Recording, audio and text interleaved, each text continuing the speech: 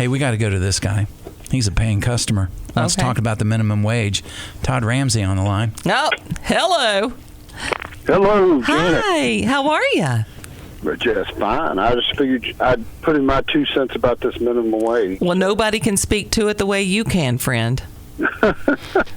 Yeah, and it's strictly all business. The situation with the minimum wage is that we have a group of people that we can't even hire now. We're having a terrible time finding people. And basically, you're only going to hire people that have some experience. So no longer are we going to take people that we have to train from the ground up hardly. It's just too expensive.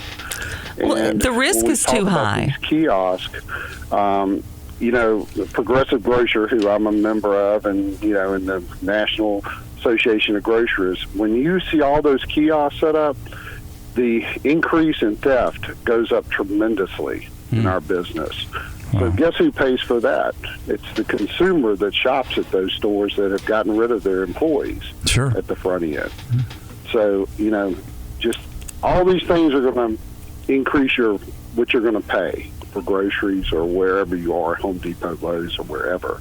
So, that's where we are. And with the way the government's being run, it's just it's causing a whole lot of problems with all the payroll taxes. We're looking at payroll tax increases and everything across the board. And I've been in business 29 years, and this is probably the most anti-small business I've ever seen in the last 12 months, probably, of what they have done, and some of the restrictions that's come down the line to us.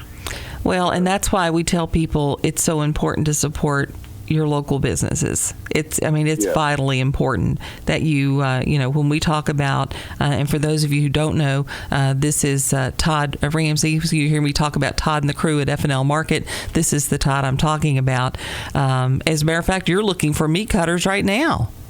Yes, it's one of those things where that business, the meat cutting business has, the big boxes stopped cutting meat years ago. So there's just not a lot of people out there most of my guys are older, retired people that work for me, and they're getting to the age where they're, I had one of my partners he retired recently because, he was almost, he was 80 years old. Wow. And he cut meat for, 67 years. And, there's just, it's the way it is in society today, is trying to train people, and with the lack of people wanting to work, to be honest, and start at the ground and work their way up. Right. Todd, I mentioned this on the air yesterday, and it's good to talk to you for the first time on the air. If somebody has some minimal training to be able to, do this, I know you probably don't want to start somebody that's totally green. It's a long process. What if somebody knows somebody? I've got a grandson who's 19 or 20, and he's helped me dress out deer or whatever. Right. What are the requirements? Right.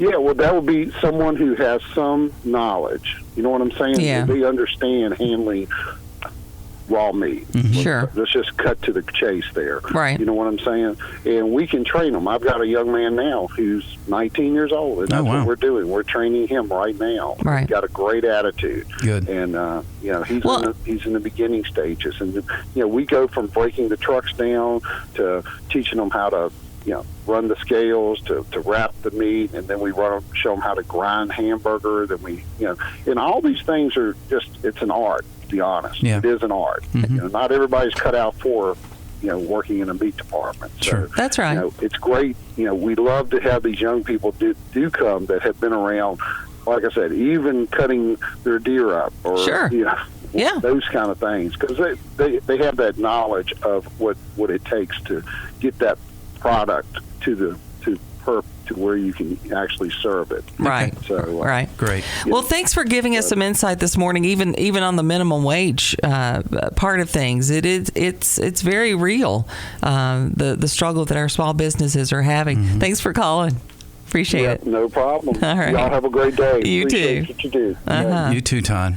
Yeah, it's great. He's a great guy, and it is it's a little bit like stepping back at time at F&L. Yeah, it is because it's not a big fancy. It reminds me of the old A&Ps that I used to go in as a kid with my mom. It's not a big fancy grocery store. It's not, and the reason it's not.